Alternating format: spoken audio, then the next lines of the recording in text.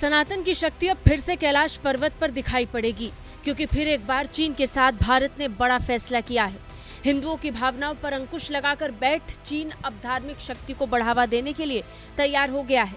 भारत चीन तनाव का असर दोनों देशों के रिश्तों के साथ साथ पर्यटन पर भी पड़ रहा था।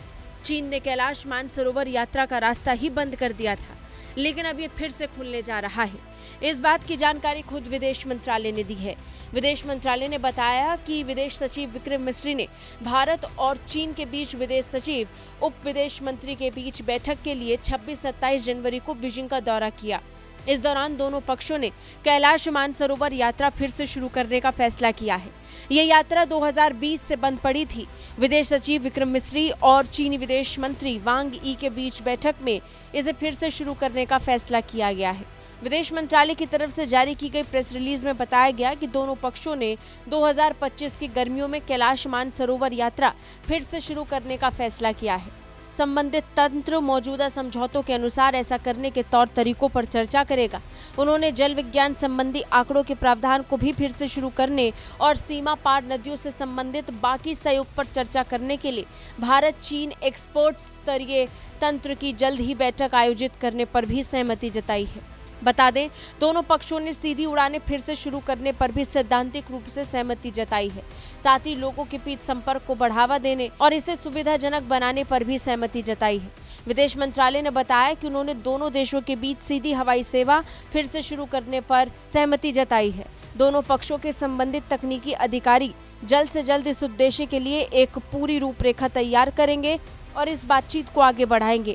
हालांकि सबसे बड़ा सवाल ये है कि चीन इसके लिए कैसे माना।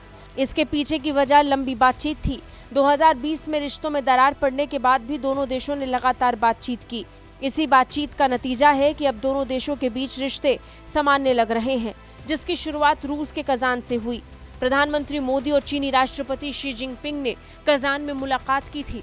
ब्रिक्स समिट से इतर प्रधानमंत्री मोदी और चीन के राष्ट्रपति शी जिनपिंग की मुलाकात हुई। दोनों नेताओं के बीच करीब 1 घंटे तक बातचीत हुई थी और इसी मुलाकात में सीमा पर शांति, दोनों देशों के बीच रिश्ते सुधारने पर भी सहमति हुई। सीमा पर तनाव कम करने, कैलाश मानसरोवर यात्रा और डायरेक्ट फ्लाइट की बहाली पर पीएम मोदी ने जिनपिंग को समझाया था। और ये वही मुलाकात थी जिसके बाद भारत और चीन के बीच बातचीत का चैनल फिर से शुरू हो गया। अब विदेश सचिव विक्रम मिस्री भारत और चीन के बीच बैठक के लिए जिनपिंग की 2 दिन की यात्रा पर थे। चीनी विदेश मंत्री वांग यी ने बीजिंग में भारतीय विदेश सचिव के साथ मुलाकात कर जरूरी फैसले लिए। इसके साथ ही भारत चीन संबंधों को सुधारा जा सके, इसके लिए भी दोनों लगातार कोशिश कर रहे हैं। दोनों देश इसे बढ़ाने में लगे हैं। सब ठीक रहा तो संभव है कि प्रधानमंत्री मोदी और राष्ट्रपति जिनपिंग की मुलाकात फिर से होगी। ब्यूरो रिपोर्ट, भारत तक।